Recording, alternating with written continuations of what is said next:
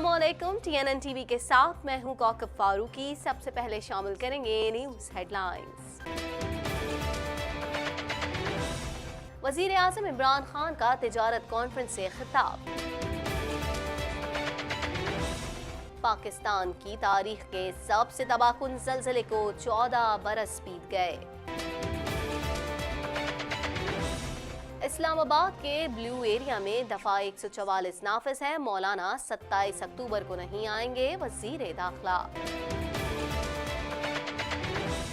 ये साल खत्म होने से पहले सिलेक्टेड हुकूमत को घर जाना होगा, बिलावल भुट्टो सरदारी। पाक बहरिया की जानिब से आज़ाद कश्मीर में ज़लज़ला मुतासरीन में इमदादी सामान की तकसीम। प्याज 100 रुपए किलो तक पहुंच गई, मजीद महंगी होने का खदशा। श्रीलंका ने पाकिस्तान के खिलाफ T20 सीरीज जीत ली। कनाडा में इलेक्शन डिबेट, रहनुमाओं के दावे एक दूसरे पर तनकीद। इंतखाबात के सिलसिले में कनाडा भर के तालीमी इदारों में प्री पोलिंग जारी। कनाडा में माहौलियाती आलूगी के खिलाफ एहतजाज। टोरंटो पुलिस का अफसरों को खुसूसी तरबियत देने का प्रोग्राम। तिजारती जंग में शिद्दत, अमेरिका ने 28 चीनी कंपनियों को ब्लैकलिस्ट कर दिया। ईरान और सऊदी अरब के दरमियान खुफिया मुज़ाकरात का आगाज हो चुका है, अमरीकी अखबार। शाम में तुर्की का मुमकिना ऑपरेशन, अमरीकी फौज का इनखला शुरू हो गया। हेडलाइंस आपने जानी, खबरों की तफसील शामिल कर लेते हैं इस शॉर्ट ब्रेक के बाद।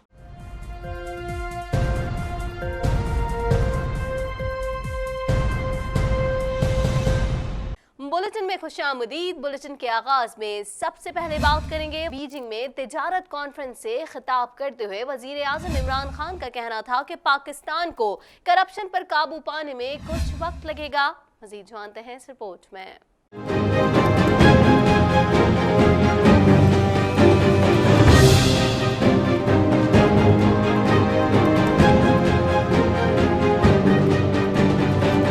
वज़ीर आज़म इमरान खान का कहना है कि चीन ने 400 वज़रा को करप्शन के इल्ज़ाम में जेल भेजा, काश मैं 500 अफराद को जेल भेज सकता। China council for promotion of international trade में तकरीब से खिताब के दौरान वज़ीर आज़म इमरान खान का कहना था कि चीन दुनिया में सबसे तेजी से बढ़ती हुई मईशत है। चीन ने अपने अवाम को गुर्बत से निकाला, दुनिया भर के लिए कारोबार के मौके पैदा किए। मौजूदा वक्त चीन से सीखने का है। चीन ने अपनी गलतियों से सबक सीखा, हम भी सीखेंगे। वज़ीर आज़म ने कहा कि करप्शन के बाइस मुल्क की तरक्की की रफ्तार कम होती है। दुनिया वहीं सरमायाकारी करती है जहां करप्शन न हो। माजी में पाकिस्तान दुनिया में तेजी से बढ़ती हुई मईशत थी। मुल्क में सरमायाकारी न आने की बड़ी वजह करप्शन है। चीनी सदर ने करप्शन के लिए जंग की। चीन ने 400 वज़रा को करप्शन के इल्जाम में जेल भेजा। काश चीनी सदर की तकलीद में 500 सियासी शख्सियात को जेल भेज सकता।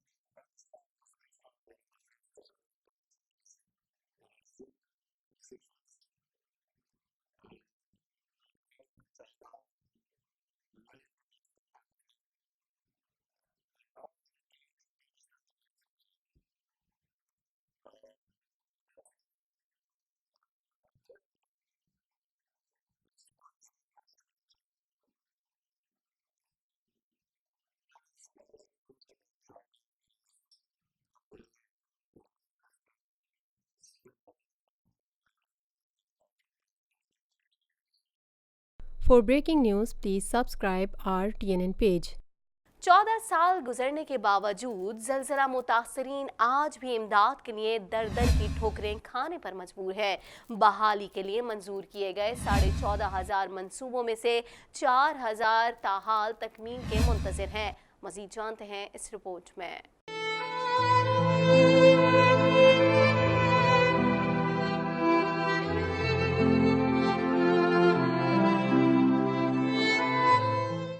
पाकिस्तान की तारीख के सबसे तबाहकुन जलजले को 14 बरस बीत गए। इस क़यामत खेज जलजले में 86,000 इंसान लुक़मा अजल बन गए थे। 8 अक्टूबर 2005 को आज़ाद कश्मीर और खैबर पख्तूनख्वा में आने वाले खौफनाक जलजले में लाखों अफराद बेघर हो गए। कई गाँव सफ़ा हस्ती से मिट गए। क़यामत सुग़रा में बुलंदो बाला इमारतें मिट्टी के ढेर में तब्दील हो गई थीं। जलजले में माँ बाप से बिछड़ने वाले बच्चों के जहनों में आज भी सानहे की तल्ख यादें मौजूद हैं। रेक्टर स्केल पर 7.6 शिद्दत के जलजले ने कई शहरों को सफ़ाई हस्ती से मिटा दिया था। जलजले का मरकज इस्लामाबाद से 95 किलोमीटर दूर अटक और हजारा डिवीजन के दरमियान था। आज़ाद कश्मीर, इस्लामाबाद, एबटाबाद, खैबर पख्तूनख्वा और मुल्क के बालाई इलाकों में जलजले से आने वाली तबाही और बर्बादी ने बहुत बड़े इंसानी अलमिये को जन्म दिया। पाकिस्तान की तारीख का ये नाकाबिले फरामोश जलजला 8 अक्टूबर 2005 को सुबह 8:50 पर आया, जब मुल्क के बालाई इलाकों पर क़यामत टूट पड़ी थी। आज वही दिन है जब हंसती मुस्कुराती जिंदगी गमो अलम की तस्वीर बन गई थी। इस जलजले ने पल भर में क़यामत ढा दी थी। हजारों लोग मौत की वादी में पहुंच गए थे। घरों में वालिदैन तो स्कूलों में उनके बच्चे पत्थरों के ढेर में जिंदा दफन हुए। लाखों लोग जख्मी, हजारों जिंदगी भर के लिए माजूर हो गए। 14 साल गुजरने के बावजूद मुतासिरीन आज भी इमदाद के लिए दर दर की ठोकरें खाने पर मजबूर हैं। बहाली के लिए मंजूर किए गए 14,500 मंसूबों में से 4,000 ताहाल तकमील के मुंतजिर हैं। बालाकोट की तामीर मुकम्मल न हो सकी, कई स्कूल फिर से खड़े नहीं हो सके। For breaking news please subscribe our TNN page. वफाकी वजीर दाखिला एजाज शाह कहते हैं कि मौलाना फजलुर रहमान के लिए मेरा सलाम। इस्लामाबाद के ब्लू एरिया में दफा 144 नाफिज है। मौलाना 27 अक्टूबर को नहीं आएंगे। मजीद अहवाल इस रिपोर्ट में।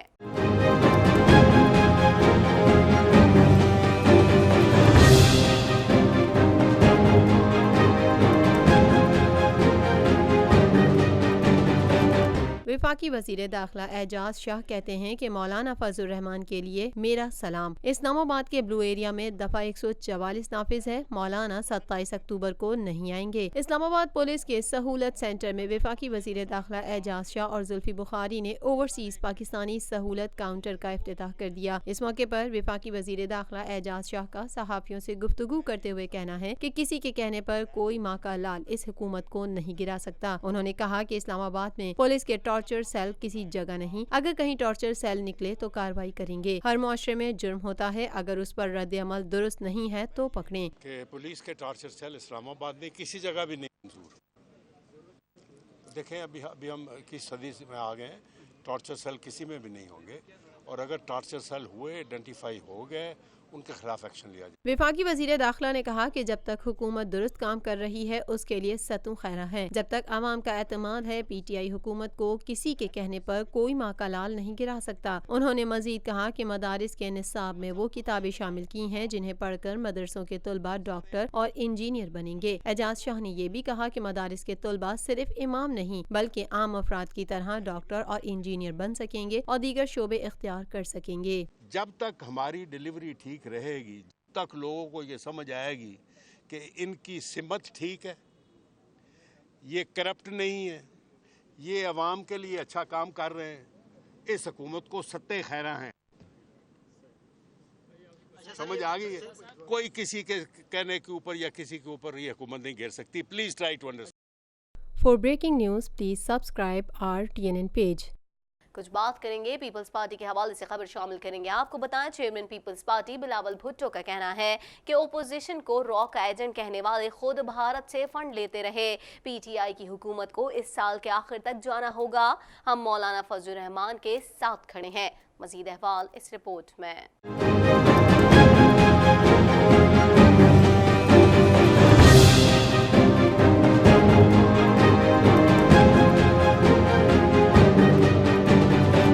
Chairman peoples party Bilawal Bhutto Zardari ने कहा है कि ये साल खत्म होने से पहले सिलेक्टेड हुकूमत को घर जाना होगा। इस वक्त पीपल्स पार्टी मौलाना फजलुर रहमान की सिर्फ इखलाकी और सियासी हिमायत कर रही है। ऑप्शंस महदूद हुए तो पीपल्स पार्टी भी इंतहाई कदम उठाने पर मजबूर हो जाएगी कि वो भी मार्च करे और इस्लामाबाद में धरना दे। Chairman peoples party Bilawal Bhutto Zardari ने अडियाला जेल में अपने वालिद आसिफ अली जरदारी से मुलाकात के बाद मीडिया से गुफ्तगू करते हुए कहा कि वजीर आजम ने कहा था वो एहतजाज करने वालों को कंटेनर्स भी देंगे और खाना भी। अब मौलाना फजलुर रहमान आ रहे हैं। इमरान खान उन्हें कंटेनर और खाना देने का वादा पूरा करें। खान साहब ने पहले दिन पे कहा था, आप सबने नहीं सुना, उसने तो मेरे सामने पहले दिन में जब मैंने उसको सिलेक्टेड का नाम दिया था तब चीख चीख के कह रहा था कि कंटेनर भी दूंगा, खाना भी भेजूंगा, धन्ना के लिए आए। तो अब क्या एतराजात है, अब क्या मुश्किल है? खान साहब को मौलाना फजल रहमान की धन्ना के लिए कंटेनर भी भेजना चाहिए, खाना भी भेजना चाहिए। अगर नहीं भेजेगा तो जैसे हमें पता था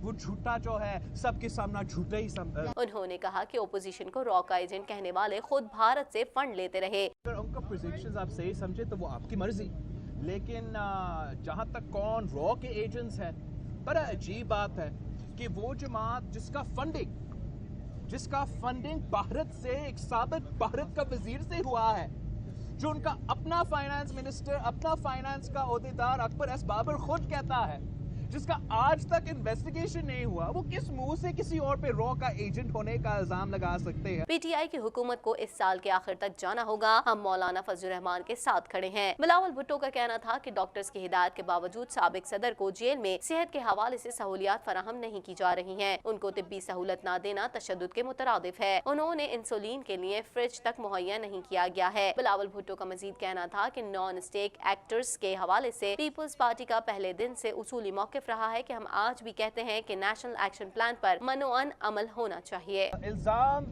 साबित करने से पहले अपने सारे सियासी मुखालिफिन को कैद में बंद कर दिया। इससे उनका हुकूमत नहीं बचेगा, इससे और इस किस्म के हथकंडों से इनका हुकूमत नहीं बचेगा। अब मौलाना साहब ने अपना आज़ादी मार्च का तो ऐलान किया है, हम भी अपना पॉलिटिकल मॉरल और हर किस्म का सपोर्ट मौलाना साहब को भी देते हैं। अपनी जदोजहद भी जारी है और हम अपने बात पे कायम हैं कि इस साल खत्म होने तक इमरान को खत जाना। For breaking news, please subscribe our TNN page. पाक बहरिया की जानिब से आज़ाद कश्मीर में ज़लज़ला मुतासरीन में इमदादी सामान की तकसीम और सिंध के इलाके जाती में मुफ्त मेडिकल कैंप का इनेकाद किया गया। मज़ीद जानते हैं इस रिपोर्ट में।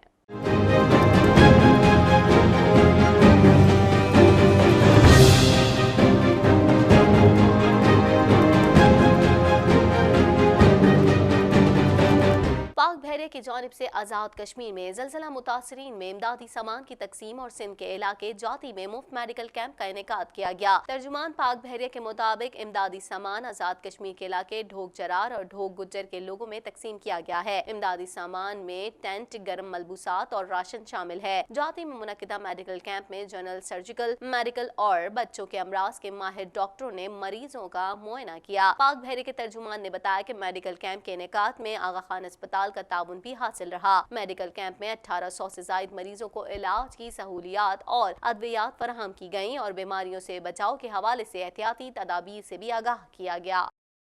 For breaking news, please subscribe our TNN page. मुतल्लिका हुक्काम और वजारत तिजारत की गलत हिकमत अमली की वजह से कराची समेत बड़े शहरों में प्याज की कीमत 100 रुपए फी किलो तक पहुंच चुकी है। मजीद अहवाल इस रिपोर्ट में।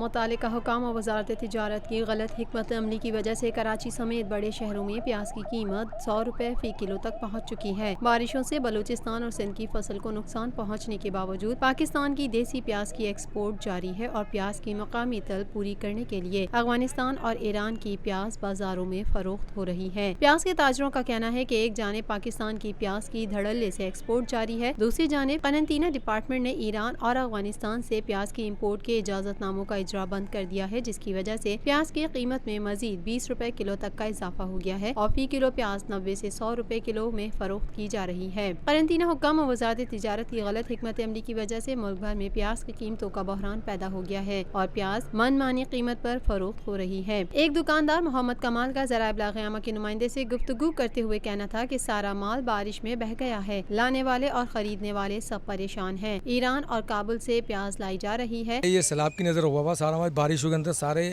सैलाब में सब माल भीग गया है और जो लाने वाला वो भी परेशान है, बेचने वाले हैं वो परेशान है। माल को एक किस्म का तो है नहीं, 4 किस्म का माल आ रहा है। सही है ना कि ईरान से प्याज आ रही है, काबुल से प्याज आ रही है, अफगानिस्तान से प्याज आ रही है, बलूचिस्तान की प्याज है, कराची शहर की जो प्याज है वो सबसे ज़्यादा महंगी है। प्याज 100 रुपये किलो हो जाना, ये तो बाहर से आ रही है तब भी कंट्रोल में नहीं आ रही है। यहाँ की प्याज अगर कंट्रोल में आ जाए, यहाँ का माल आ जाए तो सब कंट्रोल में हो जाएगा। यहाँ का माल ही कंट्रोल में नहीं है। अफजाल का कहना था कि फसल आने में देर हो रही है, बाहर से आने वाली प्याज महंगी बिक रही है, अगर दरामद करें तो और महंगी हो सकती है। इस हवाले से खातून नुसरत का कहना था कि हर चीज़ महंगी हो रही है। प्याज को महंगी करनी दी गई है। सिंध की फसल जो गुज़श्ता जो बारिशें हुई हैं उसके अंदर फसल जो है लेट हो गई है। बलूचिस्तान एक सूबा है जो पूरे पाकिस्तान को पूरा कर रहा है। बलूचिस्तान से प्याज आ रही है और ना इसकी वजह से सिंध की जो फसल है वो लेट है बारिशों की वजह से, इसकी वजह से प्याज महंगी है। अफगानिस्तान से भी आ रही है और ईरान से भी आ रही है, वो पूरा कर रही है। अगर अफगानिस्तान और ईरान से अगर प्याज ना आए तो सिंध की प्याज कम से कम 120 रुपये किलो बिके। वो 100 रुपये चल रही है। वो बाज़ इलाके हैं डिफेंस के लेफ्टिनेंट के लिए जो इलाके हैं वहाँ पर तो 100 रुपये चल रही है। जो छोटे छोटे दुकानदार बैठे हुए हैं, जो बड़ी मार्केट है उसके अंदर जो है 80-70 रुपये से ऊपर नहीं है प्याज। वो लोग तो अपनी 100 किलो प्याज लाते हैं, 50 किलो प्याज लाते हैं, अपने दाम से बेचते हैं, अपनी मनमानी से बेचते हैं। बाकी जो ये बड़ी मार्केट है इसके अंदर रेट बिल्कुल सही है, 70 रुपये 80 रुपये। गरीब की कोई सुनने वाला नहीं है, हम पर जुल्म किया जा रहा है। वजह तो पता है नहीं, बस ये पता है कि हर चीज़ महंगी हो रही है, जुल्म हो रहा है। लोग बोलते हैं इमरान खान अच्छा कर रहा है, लेकिन हमें समझ नहीं आ रही अच्छा कर रहा है बुरा कर रहा है। ये पता है कि गरीब ख़त्म हो रहा है, गरीब का कोई साथी नहीं है, कोई सुनने वाला नहीं है, कोई किसी का कुछ नहीं है। बोलते हैं जी ताजिरों पे टैक्स लगा है, लेकिन अभी तक हमें टैक्स नहीं पता चल रहा है। ये पता है कि हम पे जुल्म किया जा रहा है, हर चीज़ में पैसे बढ़ाए जा रहे हैं। For breaking news please subscribe our TNN page. खेल के मैदान से खबर शामिल करेंगे। आपको बताएं श्रीलंका ने पाकिस्तान को दूसरे T20 में 35 रन से शिकस्त देकर 3 मैचों की सीरीज 2-0 से जीत ली। मजीद जानते हैं इस रिपोर्ट में।